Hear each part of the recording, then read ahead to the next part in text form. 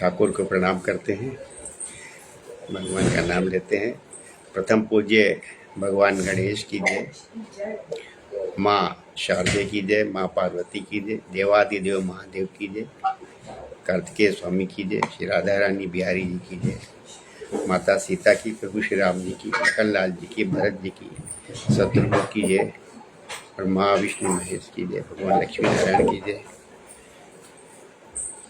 सदगुरु को प्रणाम है, अपने अपने माता पिता को प्रणाम है और सबके हृदय में विराजमान भगवान लक्ष्मी नारायण को प्रणाम है। हम जब भी अपना भागवत का सत्संग प्रारंभ करते हैं तो ये बरबस हमको आभास होता है, हमारे मुख से निकलता है कि भागवत, संपूर्ण भागवत बहुत ही शिक्षाप्रद है। प्रत्येक अध्याय का प्रत्येक श्लोक बहुत ही शिक्षा से भरा हुआ है। लेकिन आज का जो अध्याय है, बाकी जो जगह है वहाँ पर हम शिक्षा ढूंढ के निकालते हैं। शिक्षा को कहाँ हमें कुछ इसमें मिल रही है, क्या हमें इसमें ज्ञान मिल रहा है, वो जो हमने ये श्लोक पढ़ा है, इसका अर्थ पढ़ा है, इसमें ये शिक्षा छुपी हुई है। आज का अध्याय इससे बहुत ऊपर है, क्योंकि आज प्रत्यक्ष रूप से डायरेक्टली ही प्रहलाद जी शिक्षा दे रहे हैं, सामने से शिक्षा दे रहे हैं। और किसको दे रहे हैं? अपने सह उम्र के जो आयु के जो बालक हैं, उनके साथी हैं, उनको शिक्षा दे रहे हैं और बोल के शिक्षा दे रहे हैं। कहना चाहता हूँ, कुछ सिखाना चाहता हूँ, कुछ शिक्षा देना चाहता हूँ। तो ये तो बहुत महत्वपूर्ण, बहुत बड़ा अच्छा अध्याय हो गया कि प्रहलाद जी स्पष्ट रूप से बिल्कुल क्लियरली बता रहे हैं कि भाई ये शिक्षा बच्चों को बता रहे हैं, क्योंकि वो जो उनके सहपाठी हैं उनको वो समझा रहे हैं, उनको शिक्षा दे रहे हैं। तो हमें क्या है कि बहुत सी हम सब लोगों के साथ होता क्या है कि हम लोग पूरी बात सुनते नहीं हैं। हम अर्ध सत्य, आधा सच, थोड़ा सा जो कुछ पकड़ लिया और संपूर्णता में क्या गया उस पर हम थोड़ा ध्यान कम देते हैं। तो जब आप ऐसा करते हैं तो आज के अध्याय का हमारा है, जो हमारा फोकस है, तो जो कहा जाता है कि भाई इतनी योनियां हैं, 84 लाख योनियां जैसे कहते हैं, तो ये जो जितनी योनियां हैं उन सारी योनियों में मनुष्य का जन्म जो है बड़ा दुर्लभ है। भगवान तुलसीदास जी ने, गोस्वामी तुलसीदास ने कहा भी है कि बड़े भाग्य मानुष तन पावा। तो इसलिए जो है हम लोग बार बार सुनते भी हैं, समझते भी हैं, और जन्म बड़ा दुर्लभ है। इसके द्वारा अविनाशी परमात्मा की प्राप्ति हो सकती है। क्यों दुर्लभ है?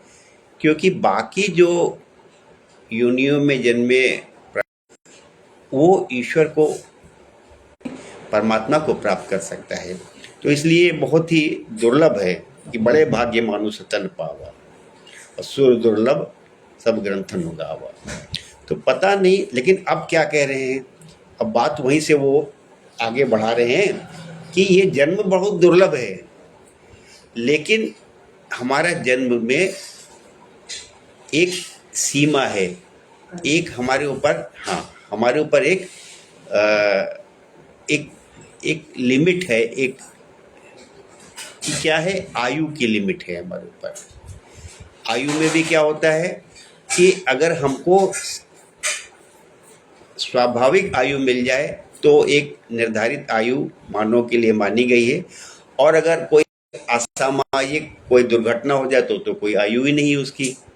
आपकी सहज आपकी उम्र आयु है, आपको पूर्ण आयु मिलती है, तो भी क्या कहते हैं, पता नहीं कब इसका अंत हो जाए। इसलिए बुद्धिमान पुरुष को बुढ़ापे या जवानी बचपन में ही चाहिए।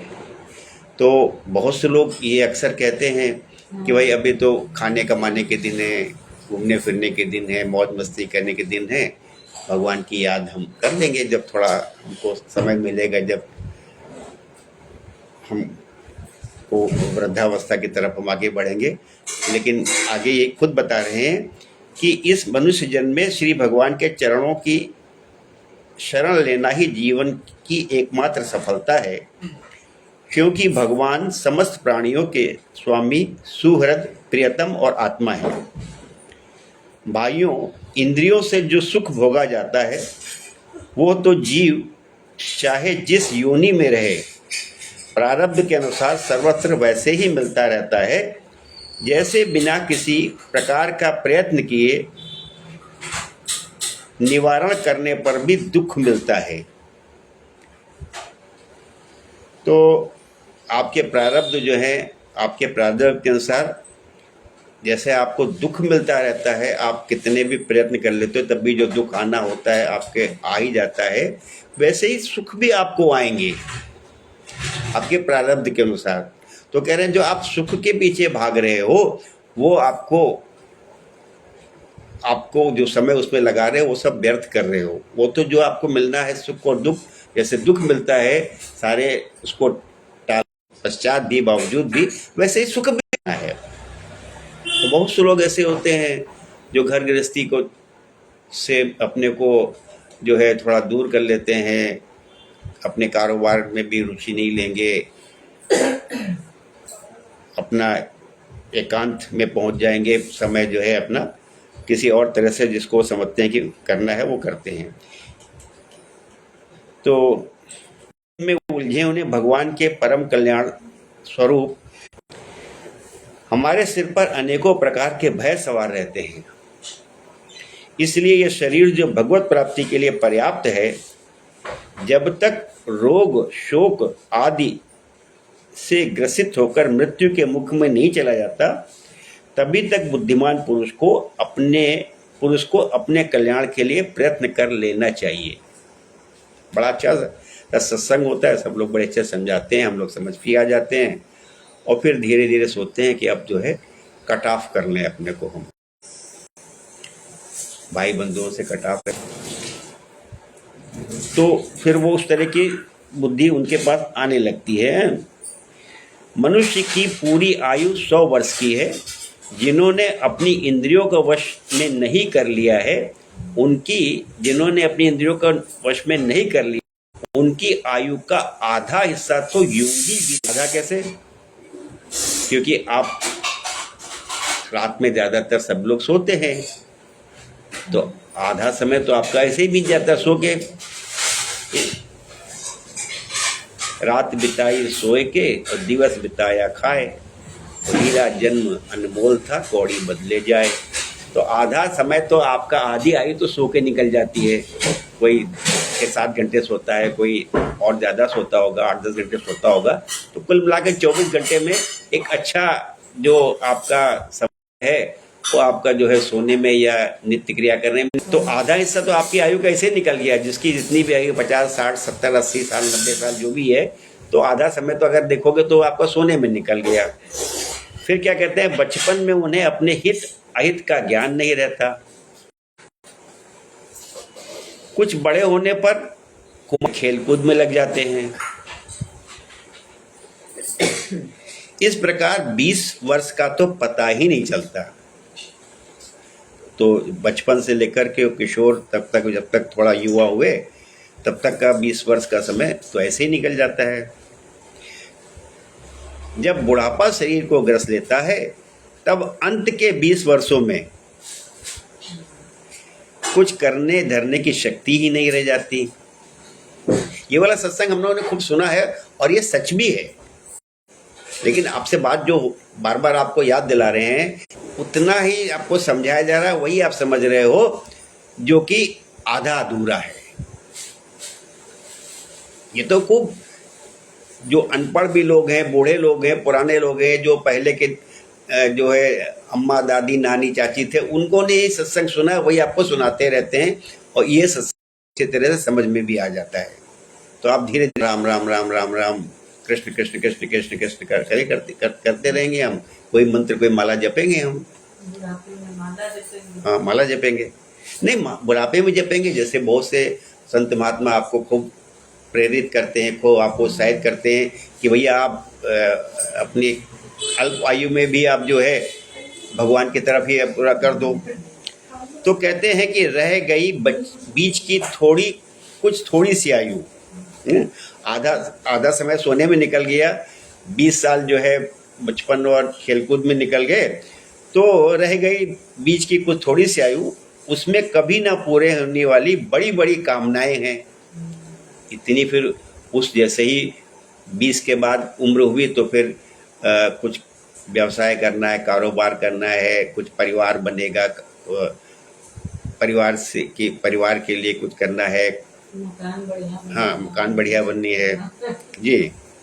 तो कहते हैं कि उसमें रह गई बीच की कुछ थोड़ी सी आयु, उसमें कभी ना पूरे होने वाली बड़ी बड़ी कामनाएं हैं।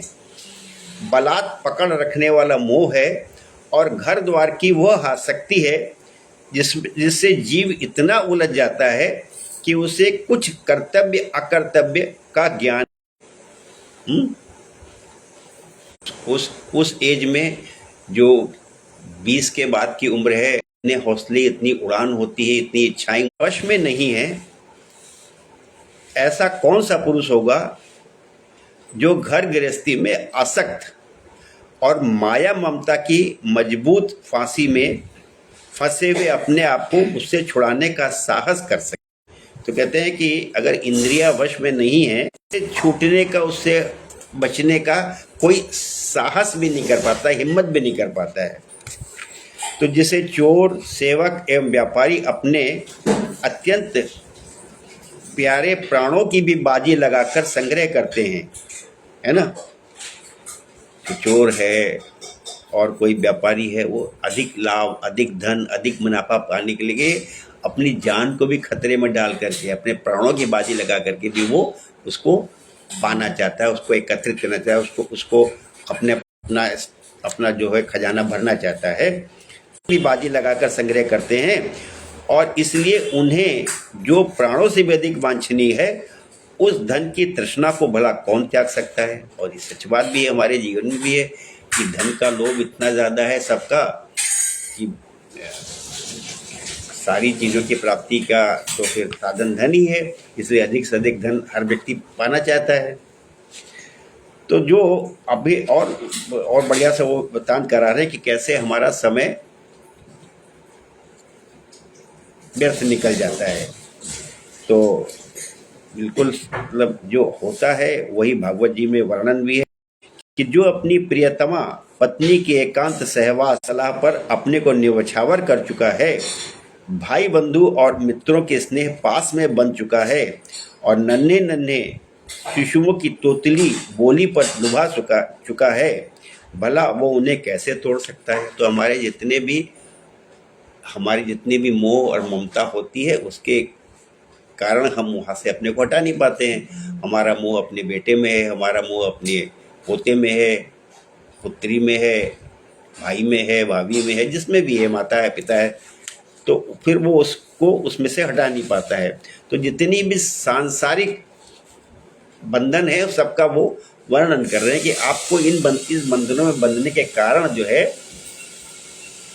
भगवान के लिए या मानव जन्म को सार्थक करने के लिए आपके पास सोचने का, करने का समय ही नहीं मिलता है।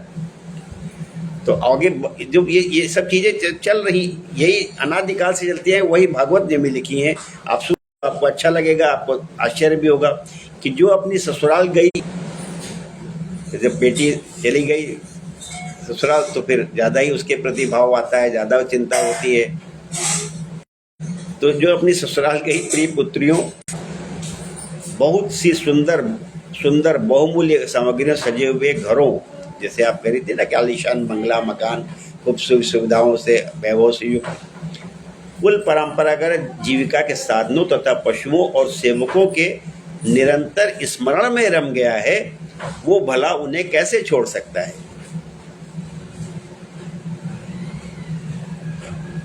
जो जननेन्द्रिय और रसनेन्द्रिय सुखों को ही सर्वस्व मान बैठा है, जिसकी भोग वासनाएं कभी तृप्त नहीं होती, जो लोभवश कर्म पर कर्म करता हुआ रेशम के कीड़े की तरह अपने को और भी कड़े बंधन में जकड़ता जा रहा है, विरक्त हो सकता है।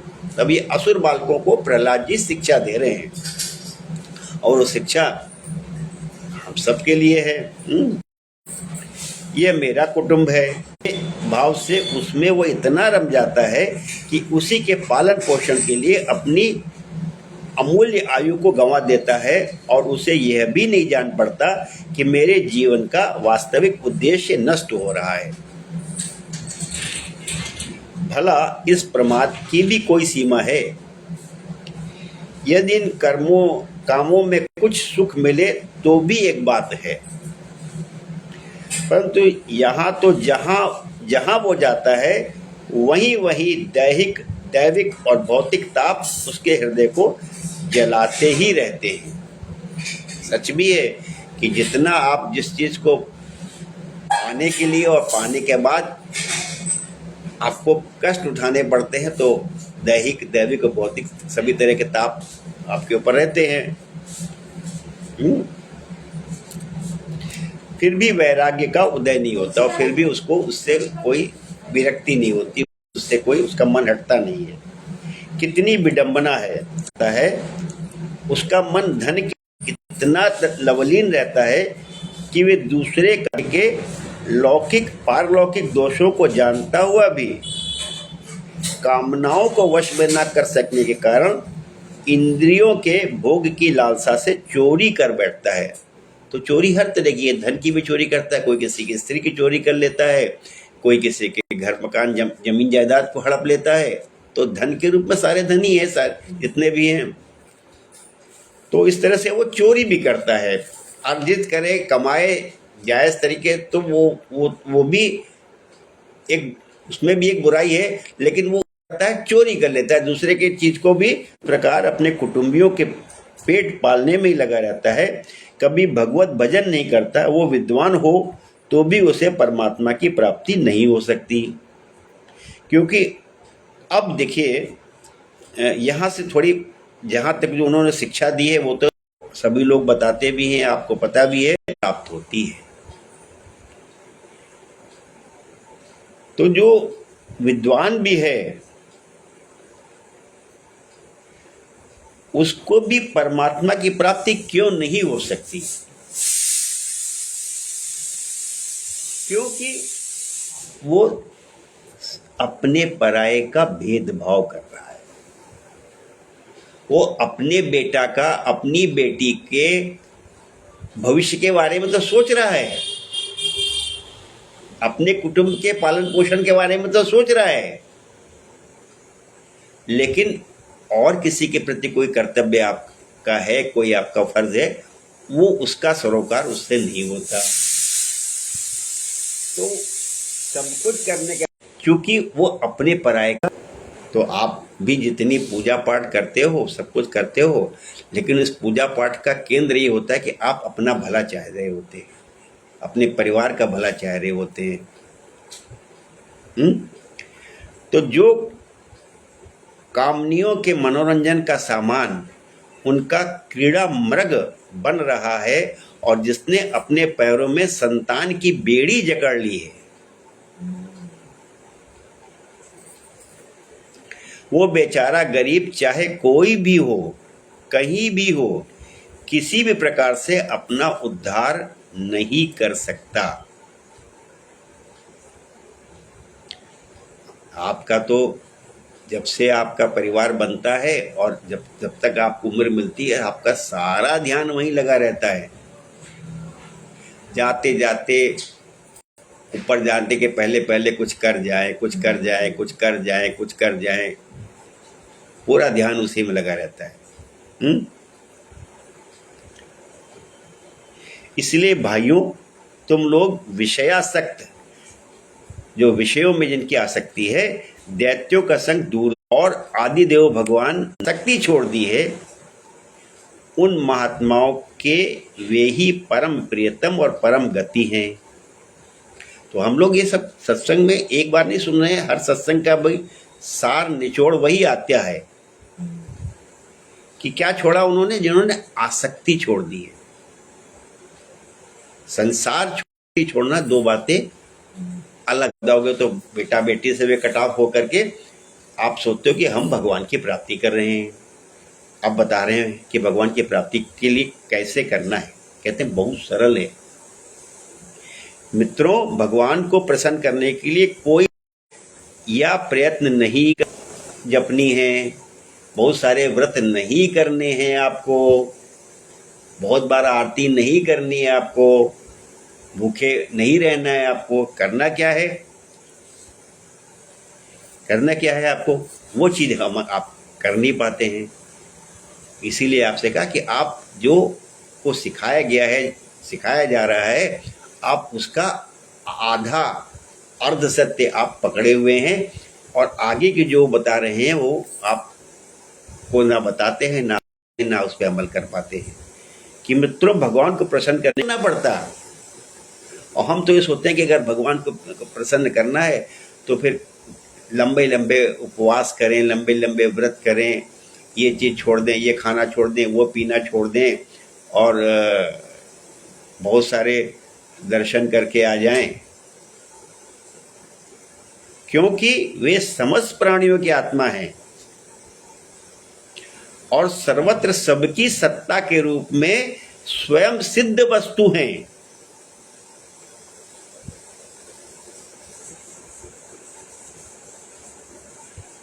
मतलब इसमें कोई इफ एंड बट नहीं है, कोई अपवाद नहीं है।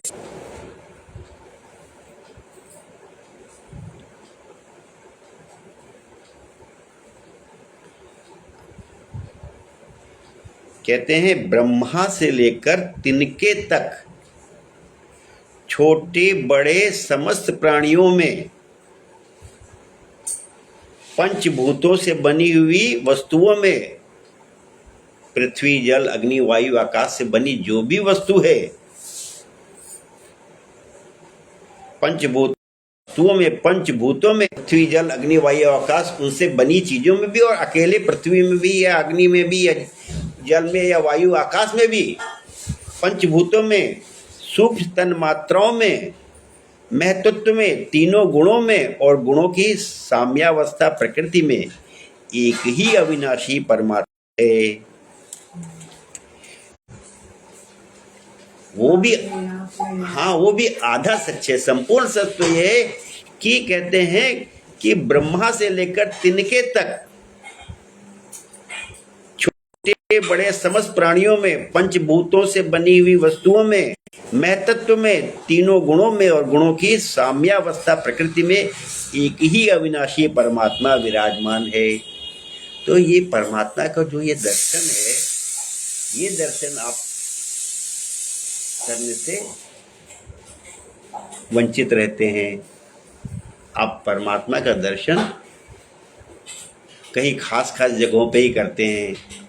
घर में मंदिर में, घर के मंदिर में करेंगे, बाहर जो मंदिर बने वहाँ जाके करेंगे, आप तीर्थ स्थलों में करेंगे जा करके, लेकिन परमात्मा है कहाँ नहीं। तो खान है, वे ही अंतर्यामी दृष्टा के रूप में है, जो देख रहा है वो भी यही है और वे ही दृश्य जगत और जो दिख रहा है वो भी वही है। सर्वथा अनिर्वचनीय, जिसका चिंतन, जिसका वर्णन न के पर भी दृष्टा और दृश्य, व्याप्य और व्यापक के रूप में उनका निर्वचन किया जाता है। वस्तुतः उनमें एक भी विकल्प नहीं है। वे केवल अनुभव स्वरूप, आनंद स्वरूप एकमात्र परमेश्वर ही हैं। गुणमयी सृष्टि करने वाली माया के द्वारा ही उनका ऐश्वर्य छिप रहा है। अब परमेश्वर क्यों नहीं आपको दिखाई पड़ता है? क्योंकि माया माने जो ये जो कोई भी व्यक्ति, वस्तु, जड़ चेतन है, वो आप उसको सच मानते हो। ये मकान है, या ये शरीर है, या ये स्त्री है, या पत्नी है, बेटा है, बेटी है, ये सब माया के कारण। क्योंकि इसके निवृत्त होते ही उनके दर्शन हो जाते हैं। अब क्या कहा उन्होंने, स्पष्ट कह दिया उन्होंने कि अब जो आपसे बताना चाह रहे थे, जो आपको सुनना चाहिए, कि जिसको आप कह रहे हो कि परम, इसलिए तुम लोग अपने दैत्यपने का, आसुरी संपत्ति का त्याग करके समस्त प्राणियों पर दया करो। समस्त प्राणियों पे दया करो। वो समस्त प्राणी में जिनको बारे में पहले उल्लेख आया था ना, कि आपकी पत्नी, आपका पति, आपका बेटा, आपका पोता, आपकी पोती, वो भी आते हैं। ऐसा नहीं कि जो लाइन लगा करके बैठे हैं, भीख मांग रहे हैं, आप सोचो कि बस आप उनको हम दान दे रहे हैं, और घर परिवार वाले तो ये सब बड़े बंधन के, बहू और ये सब तो बंधन के कारण है। कहावत कही गई है कि चैरिटी बिगिंस फ्रॉम होम। अच्छे काम की शुरुआत, कुछ देने की शुरुआत, कुछ अपने से होती है, अपने घर से होती है। आसुरी संपत्ति का त्याग करके समस्त प्राणियों पर दया करो। समस्त प्राणियों पे। अब इसमें कोई इफ एंड बट, कोई अपवाद, कोई एक्सेप्शन नहीं है कि दया किस पे नहीं करनी है। ये नहीं कहा कि सारी कथा के निचोड़ में, ये उपदेश के निचोड़ में ये नहीं कहा कि इसलिए तुम लोग जाओ और भगवान जी की इतनी माला जपो, उनके सामने बैठ जाओ, 3 घंटे बैठो, 5 घंटे बैठो, 7 घंटे बैठो, और आरती जलाओ और भोग लगाओ और ये करो। वो नहीं कहा उन्होंने। तो इसलिए दया करो, प्रेम से उनकी भलाई करो। अब कहते हैं इसी से भगवान प्रसन्न होते हैं। कहते हैं भगवान को प्राप्त करना, बताया दोनों शुरू में, कि कोई बहुत परिश्रम या प्रयत्न नहीं करना पड़ता है। आप बड़े बड़े जप तप का अपने ऊपर संकल्प ले लेते हो, ये इतने व्रत में रहूंगी, 40, 45, 46 इतने उपवास रहूंगी।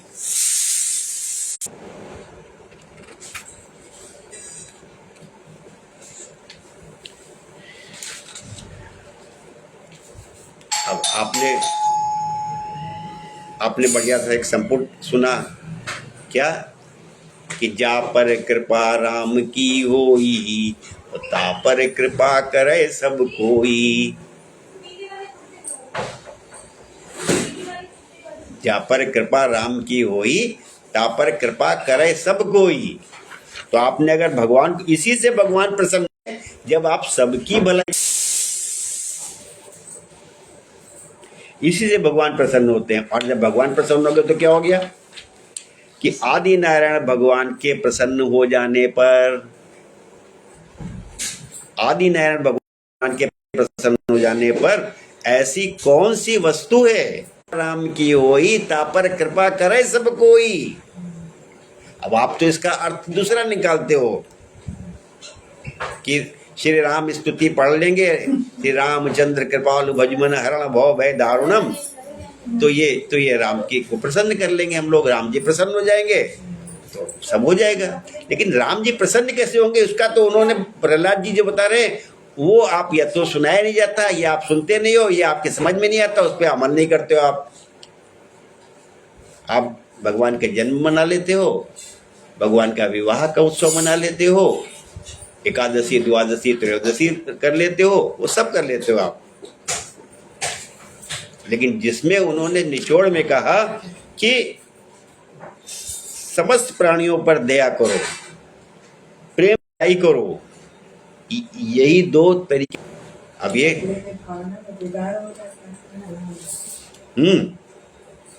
तो आदि नारायण भगवान के प्रसन्न हो जाने पर ऐसी कौन सी वस्तु जो मिल नहीं जाती।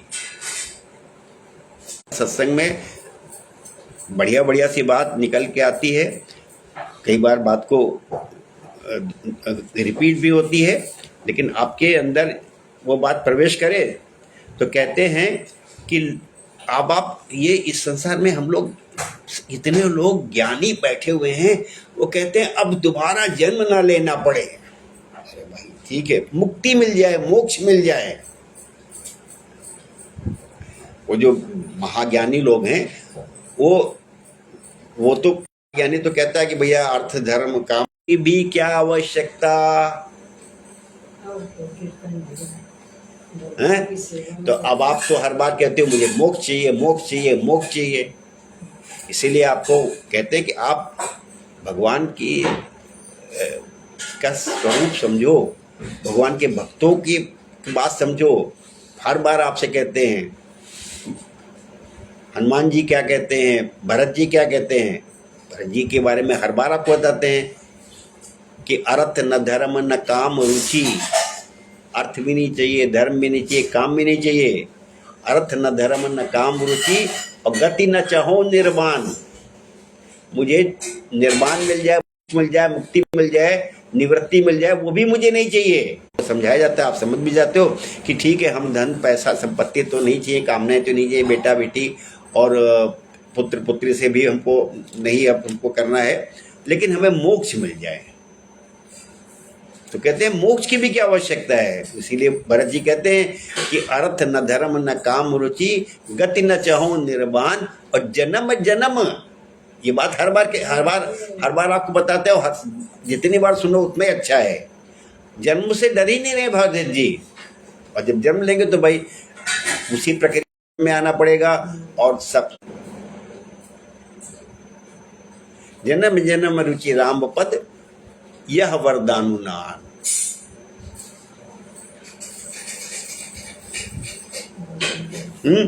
तो कहते हैं कि तब हमें मोक्ष की भी क्या आवश्यकता। यूं शास्त्रों में धर्म अर्थ और कहते हैं, यूं शास्त्रों में धर्म अर्थ और काम इन तीन पुरुषार्थों का भी वर्णन है। आत्मविद्या, कर्मकांड, न्याय, दंड नीति और जीविका के विषय विविध साधन, ये सभी वेदों के प्रतिपाद्य विषय हैं। परंतु यदि ये अपने परम हितैषी परम पुरुष भगवान श्री हरि को आत्मसमर्पण करने में सहायक हैं, तभी मैं इन्हें सत्य माने सार्थक मानता हूँ। ये जितनी भी सांसारिक विद्याएं हैं, तो ये विद्याएं अच्छी हैं, और अगर वो आपको ईश्वर से दूर करती हैं तो वो विद्याएं भी सार्थक नहीं है, सत्य नहीं है, असत्य हैं, झूठी हैं। अन्यथा वे सब के सब निरर्थक हैं। ये निर्मल ज्ञान जो मैंने तुम लोगों को बतलाया है बड़ा ही दुर्लभ है। अब वो प्रहलाद जी भी करें और हम भी आपसे ही कह रहे हैं कि आप ज्ञान लेकर के अर्ध सत्य को पकड़ते हो, आप अपनों से प्रेम करते हो, आप जिनको अपना मानते हो उन्हीं से प्रेम करते हो। प्रहलाद जी ने शिक्षा दी सबसे प्रेम, और जो सबसे प्रेम करता है उसको आप बेवकूफ मानते हो, उसको आप अनाड़ी मानते हो, उसको आप गधा मानते हो। तुम्हें जरा से भी तुमको समझ में नहीं आता है क्या? वो तो हमारे साथ बुरा व्यवहार किया था, तुम जाके उसको पैसा दिए दे रहे हो। वो तो हमसे गलत तरीके से बोला था, तुम उससे नमस्ते कर रहे हो।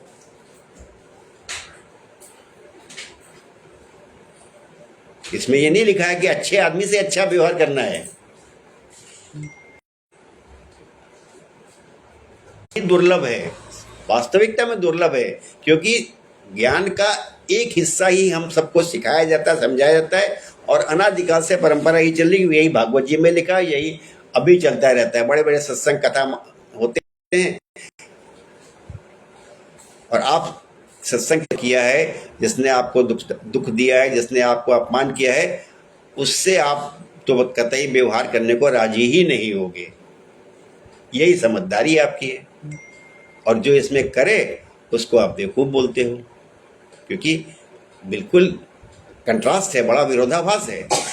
जिस आदमी को ईश्वर की कृपा से ये थोड़ा समझ में आ गया कि हमको सबके साथ व्यवहार करना है, सबके साथ प्रेम करना है, किसी ने हमको हमारे लिए भला किया है नहीं किया, या हमको भला करने के बावजूद भी बुराई मिलेगी, उसके बावजूद भी हमें उसके साथ अच्छा व्यवहार करना है, तो वो उस आदमी को आप। तो इसे पहले नर नारायण ने नारद जी को उपदेश दिया था, और ये ज्ञान उन सब लोगों को प्राप्त हो सकता है जिन्होंने भगवान के अनन्य प्रेमी एवं अकिंचन भक्तों के चरण कमलों की धूल से अपने शरीर को नहला लिया है। ये मैंने इसे मैंने भगवान का दर्शन कराने वाले देवऋषि नारद के मुंह से ही पहले पहल सुना था। तो प्रहलाद जी कहते हैं कि इसको मैंने देवऋषि नारद से सुना था। और ये बात पहले सत्संग में भैया जी हमारे बोलते थे, उनको अध्याय उन्होंने पढ़ रखे थे पहले से, कि भैया अब उनके जो सहपाठी हैं बालक पूछ रहे हैं उनसे, क्या पूछ रहे हैं कि प्रहलाद जी के सहपाठियों ने पूछा, प्रहलाद जी इन दोनों गुरुपुत्रों को छोड़कर किसी और गुरु को तो ना तुम जानते हो ना हम, ये ही हम सब बालकों के शासक हैं। एक तो अभी छोटी अवस्था के हो और दूसरे जन्म से ही महल में अपनी माँ के पास रहे हो। तुम्हारा महात्मा नारद जी से मिलना कुछ असंगत सा जान पड़ता है। विषय में विश्वास इति श्रीमद्भागवते महापुराणे पारमहंसायां संगीतायां सप्तम स्कंदे प्रहलादानुचरिते षष्ठो अध्याय। ओम नमो भगवते वासुदेवाय। जय जय श्री कृष्ण, जय जय श्री कृष्ण, जय जय श्री कृष्ण।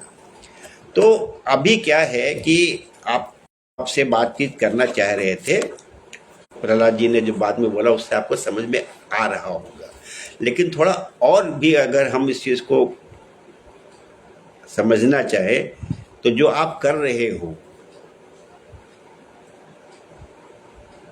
हम आपको पहले भी ये सारी चीजें बता चुके हैं, सिखा चुके हैं। आप क्या करते हो, आप कहते हो कि हम भगवान की शरण में चले जाएं, किसी और की शरण में न जाए। और शरण का मतलब आप जो समझते हो वो आप समझते हो कि बस पूजा पाठ करते रहें। आप ये वाला श्लोक ऐसे लोग ऐसा दोहा ऐसा गाना बना के गाते हैं, उनका मतलब क्या होता है कि सब तजी भजन करो दिन राती, अब प्रभु कृपा करो यही भांति, और सब तजी भजन करो दिन राती। और मन में भाव यही बैठे रहते हैं कि दुनियादारी में नहीं, उनके अंदर की टीस, उनके अंदर की पीड़ा, उनके अंदर के जो उनको लगता है दुनिया में संसार में सबने हमको धोखा दिया है, कोई सच्चा नहीं, सब झूठे हैं। आदमी भी झूठा है, बेटा भी झूठा है, पड़ोसी भी झूठे हैं, भाई भी झूठा, भौजाई भी झूठी हैं, देवर भी झूठा, देवरानी भी झूठे, सब झूठे हैं। कृपा करो यही भांति, और सब तजी भजन करो दिन राती। तो उसके पीछे उनके मनोभाव यही होते हैं कि इन सब से अब बात ज्यादा नहीं करेंगे, इन सब से ज्यादा वार्तालाप नहीं करेंगे, और अब भगवान बस हम आपका भजन करेंगे।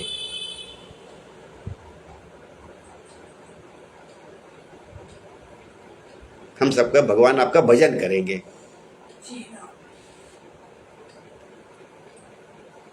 तो ये सब बातें आपको हमने पहले भी बताई थी और फिर आपको आज दोहराने के लिए, क्योंकि जब तक आपको समझ में ना आए तब तक ये सत्संग तो चलता ही रहेगा। आपको पहले ही बताया कि गीता के 18वें अध्याय में भगवान की शरण में जाने का मतलब क्या है। आप शरण में जाने का मतलब यही समझते हो कि अब कुछ नहीं करना है हमें, और राम राम जपना है खाली। ओम नमो भगवते वासुदेव वाय का हमें मंत्र जपना है। हरे कृष्ण कृष्ण कृष्ण हरे हरे, हरे राम राम राम हरे हरे, राधे राधे राधे राधे राधे राधे, ये जपना है। जपते हैं लेकिन आप शरण में जाने का मतलब आप यही समझते हो। ये बात पहले भी आपको समझा चुके हैं आपको कि भगवान तो कह रहे हैं, गीता के 18वें अध्याय का 62वां श्लोक है कि तमेव शरणम गच्छ सर्वभावेन भारत, तत्प्रसादात् अपराम शांतिम स्थानम प्राप्स्यसि शाश्वतम। कहते हैं हे भारत, तू सब प्रकार से उस परमेश्वर की ही शरण में जा। तो आपको सुनने में तो बड़ा अच्छा लग गया, शरण में जाने का मतलब तो भगवान की शरण में जाना है, वही सब संभाल लेंगे, वही कर लेंगे सब।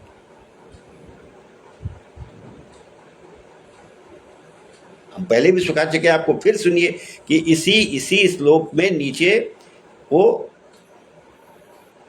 गीता गीता प्रेस की गीता में शरण में जाने का मतलब क्या बताया उन्होंने। कहते हैं कि लज्जा, भय, मान, बड़ाई और आसक्ति को त्याग कर रखते उनके आज्ञा अनुसार जो भगवान ने कह रखा है कर्तव्य कर्मों का निस्वार्थ भाव से केवल परमेश्वर के लिए आचरण करना, ये सब प्रकार से परमात्मा के ही शरण होना है। परमात्मा होने का तात्पर्य आप बेटे से संबंध तब तक रखना चाहते हो जब तक बेटे से आपकी कुछ स्वार्थ की कुछ उम्मीद होती है। जब आपको लगेगा कि बेटे से कोई स्वार्थ नहीं सिद्ध हो रहा है, बेटे से आपकी इच्छा पूर्ति नहीं हो रही है, बेटी से इच्छा पूर्ति नहीं हो रही है, पति से इच्छा पूर्ति नहीं हो रही है, पड़ोसी से कुछ फायदा नहीं हो रहा है, तब फिर जो है आप उसके प्रति अपना जो कर्तव्य है वो नहीं निभाते हो।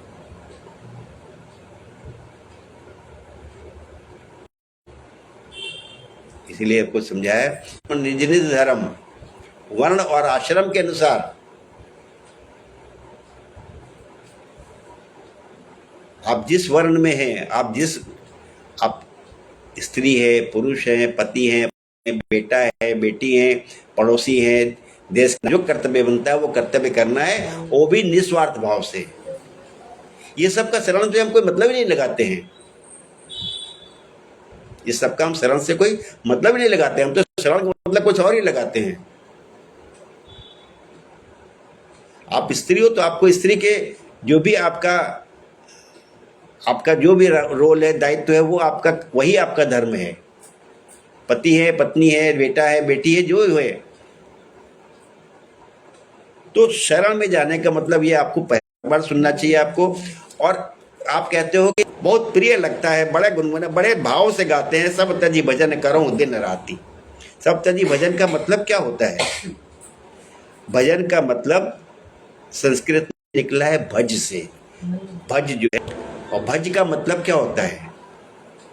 भज का मतलब होता है कि विभाजित करना, कुछ बांटना, साझा करना।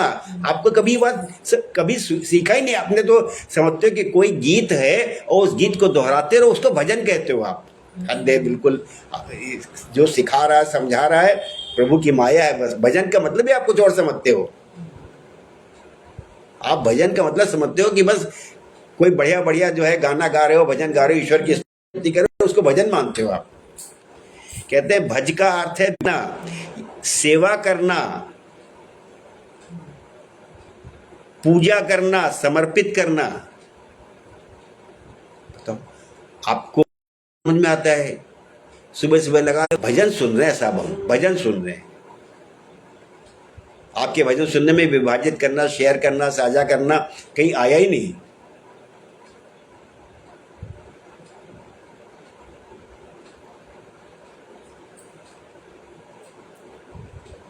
तो भजन का मतलब ये होता है सेवा करना, पूजा करना। अब आप पूजा में भी आ जाओ। पूजा के लिए हम आपको पहले भी बता चुके हैं, सुना चुके हैं, फिर से याद करो, फिर से सीखो। हम आपको पहले भी सिखा चुके हैं पूजा का मतलब क्या होता है। वेदों में ये आपको पहले सिखा चुके हैं, फिर बोल रहे हैं। ये हमने शिव पुराण से लिया है। इसका पहले भी कहा था कि आपको शेयर कर सकते हैं। वेदों में पूजा शब्द के अर्थ की इस प्रकार योजना की गई है। पूर्जायते की व्युत्पत्ति है। पुह का अर्थ है भोग और फल की सिद्धि। पुह का अर्थ है भोग और फल की सिद्धि, वो जिस कर्म से संपन्न होती है। तो पूजा में कर्म आता है। पूजा फूल चढ़ाना और आरती करना ही, लेकिन हम लोग पहले भी सुन चुके हैं, ये सकाम भक्ति है, ये आपके पतन का विनाश चक्र में फंसते रहते हैं। निष्काम भक्ति जो है, जो अभी भी हमने सुना है, वही है। तो पूजा, वास्तविक पूजा ये है कि आपको निष्काम आप जब जो अभी सुन चुके हैं, इसमें हमने शरण का अर्थ सुखा था, वही यहाँ पे भी है। चाहे भजन कहो, चाहे भजन और पूजा एक ही बात है, अलग अलग नहीं है। तो अब प्रभु कृपा करो ये भांति, और सब तजी भजन करो दिन राती। तो अगर आपको समझ में आता है कि ये जो आप भजन कर रहे हो, वो उसका वास्तविक अर्थ क्या है, वो जो लाइनें हैं वो बिल्कुल सत्य हैं, कोई गलत नहीं है। लेकिन उसका अर्थ यही जो प्रहलाद जी ने होता है कि सब पे करो, सब पे दया करो, निष्काम आपको त्यागना किसको है? आप सोचते हो कि आपको कितने सारे बार बार आपको नाम गिनाए, इनको छोड़ना, उनको छोड़ना, पड़ोसियों से ज़्यादा बात नहीं, भाई भाभी से ज़्यादा बात नहीं करना है। देखो छोड़ना क्या है? सब तजी भजन करो दिन राती। बट छोड़ना है आपको ये जो 6 विकार हैं आपकी कामनाएं जो हैं, आप सबसे कामना करते हो, सबसे कुछ चाहते हो, आपको उसमें जो आपकी जो कामना उससे कर रहे हो ना, कि मुझे इससे ये मिल जाए, मुझे पति से मिल जाए, पत्नी से मिल जाए, बेटे से मिल जाए, बेटी से मिल जाए, पड़ोसी से मिल जाए, पड़ोसी मेरा मान सम्मान करे, पड़ोसी मेरे से अच्छे से बोले। तो कामना है, क्रोध है, लोभ है, मोह है, मद है, मद माने अहंकार, और मत्सर माने ईर्ष्या। आपको सब तजी भजन ये छोड़ना है आपको। इसको तजना है, ये इसको जी पड़ोसी से हाँ, सबसे मतलब रखना बंद कर दो, भजन करो। तो आप बड़े प्यार से जब गाते हो तो अच्छा तो बहुत सुंदर लगता है कि अब प्रभु कृपा करो ही यही भांति, और सब तजी भजन करो दिन राती। और मन में यही चल रहा रहता है कि अब ये पछड़े में नहीं पड़ना है दुनिया के। दुनिया में सब धोखा ही दुनिया है। ये पड़ोसी उड़ोसी सब बड़े स्वार्थी होते हैं, संबंध में सब जगह स्वार्थी स्वार्थ भरा हुआ है। इसलिए अब ज़्यादा किसी से मतलब नहीं रखना है। अब बस सुबह शाम अपने घर में रहना है, अपने घर में रहना है, और रामायण पढ़नी है, गीता पढ़नी है, ये करना है, आरती चालीसा पढ़ना है, निस्वार्थ सेवा करना, करुणा करना, प्रेम आता नहीं है। तो ये जो आपसे बातचीत चल रही थी कि प्रहलाद जी ने जो उपदेश दिया, उस उपदेश में क्या छोड़े क्या अपनाए। जो प्रहलाद जी ने जो अपनी शिक्षा में बालकों को बोली है, जो अंत में बोला है, वो जरूर से जरूर आपको अपनाना चाहिए। सर्वत्र परमात्मा को पाना है ना, मानव जन्म बहुत अनमोल है। तो परमात्मा का दर्शन आपको खाली अगर आप मंदिर में करोगे, चुके हैं कि प्रत्यक्ष दर्शन और अप्रत्यक्ष दर्शन, अपरोक्ष दर्शन और परोक्ष दर्शन। तो हम प्रत्यक्ष या अपरोक्ष दर्शन तो करते हैं, लेकिन अप्रत्यक्ष में हम दर्शन नहीं कर पाते हैं, और केवल सगुण उपासक हैं, केवल प्रत्यक्ष के दर्शन करते हैं, लेकिन आप सर्वत्र दर्शन नहीं करते हो, तो आपका वो दर्शन भी पूर्ण नहीं है, सार्थक नहीं है आपका। तो वो जो आपको सगुण भक्ति करनी है वो भी बहुत आवश्यक है, लेकिन वो पूर्ण तभी होगी जबकि सर्वत्र उसका दर्शन करोगे आप। कहीं किसी पूजा का निषेध नहीं है, किसी आरती का निषेध नहीं है, लेकिन आरती तक ही सीमित रखना है, भजन तक ही सीमित रखना है। तो वहां आप लेके चल रहे हो, अधूरा आप लेके चल रहे हो, उसको पूर्ण बनाओ आप। कहते हैं बड़े भैया बड़े सब ज्ञानी हैं, बोलते हैं कि मंदिर नहीं जाओ, मन के अंदर आपको देखना है, मंदिर मत जाओ। ये जो भेदभाव की दृष्टि है ना, यही आपको अपने कर्तव्य करने से रोकती है। जो ज्ञानी लोग होते हैं वो अपने आसन पे बैठ करके वो मस्त रहते हैं कि हम ब्रह्म ज्ञानी हो गए हैं, मन के अंदर भगवान को देख रहे हैं। वो भेदभाव कर रहे हैं बाहर और अंदर कर, जो बाहर है वही अंदर है। आदि शंकराचार्य जी से बड़ा तो कोई हिंदू धर्म का, सनातन धर्म का है नहीं ना।